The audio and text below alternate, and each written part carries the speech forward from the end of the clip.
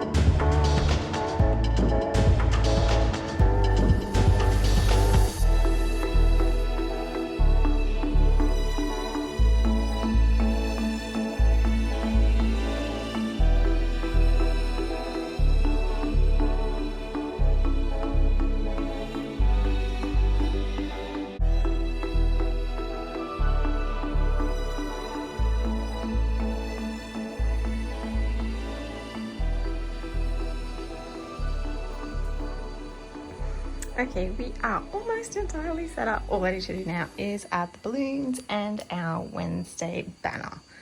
And we are pretty much good to go. So each of the kids have their little trays, which actually have legs on them, so they fold into the breakfast trays.